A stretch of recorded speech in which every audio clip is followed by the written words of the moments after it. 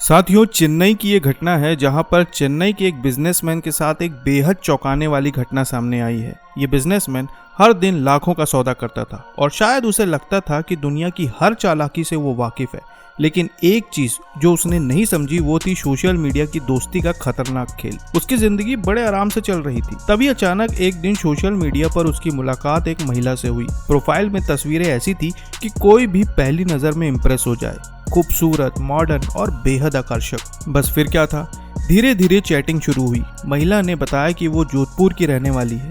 उसकी बातों में इतनी मिठास थी कि बिजनेसमैन को लगने लगा कि शायद ये सोशल मीडिया वाला प्यार असली हो सकता है। बातचीत लंबी होती गई, रोजाना चैट, कॉल और फिर वीडियो कॉल तक बात पहुंचने लगी। महिला हर दिन कुछ न कुछ नया बहाना लेकर उसे और करीब लाने की कोशिश करती रही। कभी अकेलेपन की शिकायत, कभी प्यार भरी बातें। और कुछ दिनों बाद महिला ने एक रात बिजनेसमैन को वीडियो कॉल किया, लेकिन ये वीडियो कॉल किसी आम बातचीत के लिए नहीं थी।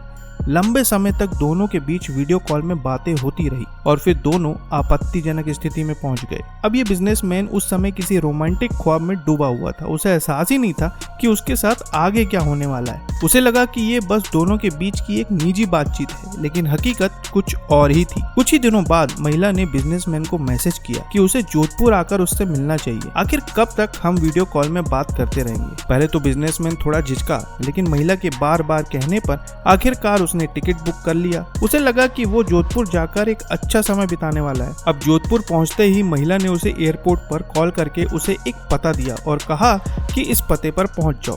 बिजनेसमैन ने तुरंत एक टैक्सी ली और बताए हुए पते पर पहुंच गया। ये एक फ्लैट था जहां महिला पहले से ही उसका इंतजार कर रही थी। घर के अंदर का माहौल काफी आरामदायक था, जिससे बिजनेसमैन को लगा कि उसकी उम्मीदें सही साबित होने वाली हैं। लेकिन जैसे ही वो अंदर गया, दरवाजा बंद हुआ और फिर अचानक 3 लोग कमरे में आ गए। एक के हाथ में चाकू था, दूसरा मोबाइल में कुछ देख रहा था और तीसरा बेहद खतरनाक अंदाज में मुस्कुरा रहा था। बिजनेसमैन को समझ में नहीं आ रहा था कि ये सब उसके साथ क्या हो रहा है। तभी महिला ने फोन निकाला और उसे एक वीडियो दिखाया।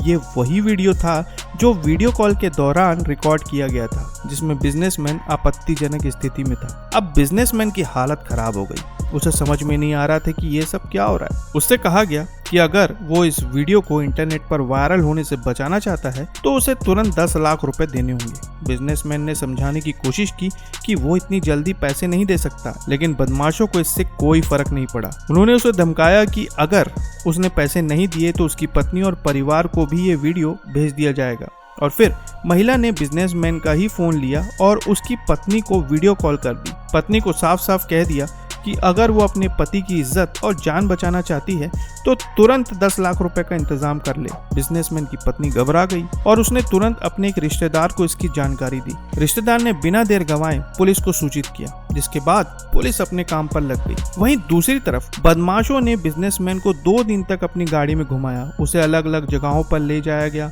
धमकाया गया और डराने के लिए कभी कभी मारा भी गया। उसे पूरी तरह से यकीन दिला दिया गया था कि अगर उसने पैसे नहीं दिए तो उसकी जिंदगी बर्बाद हो सकती है। इस दौरान पुलिस पूरी तेजी से इस गिरोह तक पहुंचने की कोशिश में जुटी हुई थी। डीसीपी राजश्री राज वर्मा के नेतृत्व में एक टीम बनाई गई, जिसने टेक्निकल सर्विलांस के जरिए इस गैंग की लोकेशन ट्रेस करनी शुरू कर दी। विवेक विहार थाना पुलिस ने बिना समय गंवाए कार्रवाई की और आखिरकार 12 घंटे के अंदर गिरोह को पकड़ने में कामयाब रही। पुलिस ने फ्लैट पर छापा मारा, जहां से महिला और उसके 3 साथी पकड़े गए। इनके पास एक चाकू और एक लग्जरी कार बरामद हुई है। जांच में पता चला कि इस गिरोह का मुख्य सरगना प्रहलाद बिश्नोई था, जो पहले भी कई अपराधों में शामिल रह चुका है।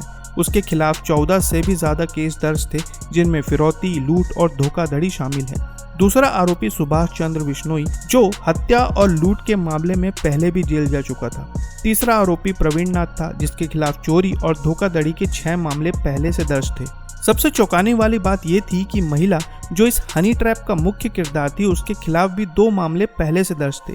एक मामला उसके पति की आत्महत्या से जुड़ा था, जिसमें उस पर मानसिक प्रताड़ना का आरोप था। वो प्रवीण नाथ के साथ रहती थी और दोनों ने मिलकर इस तरह के कई मामलों को अंजाम दिया था। पुलिस जांच में ये भी सामने आया है कि इस गिरोह ने सिर्फ इस व्यापारी को नहीं बल्कि कई और लोगों को इसी तरह से फंसाया था, लेकिन बदनामी के डर से कोई भी पुलिस में रिपोर्ट दर्ज नहीं करवा पा रहा था। अब पुलिस इन बदमाशों के खिलाफ कड़ी कार्रवाई करने की तैयारी कर रही है।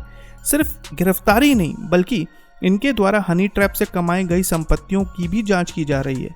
इस घटना ने साफ कर दिया कि सोशल मीडिया की दोस्ती कभी कभी कितनी खतरनाक साबित हो सकती है। बिजनेसमैन तो बच गया, लेकिन यह घटना उन सभी के लिए एक सीख बन गई जो सोशल मीडिया पर अनजान लोगों से दोस्ती करने में जल्दबाजी दिखाते हैं।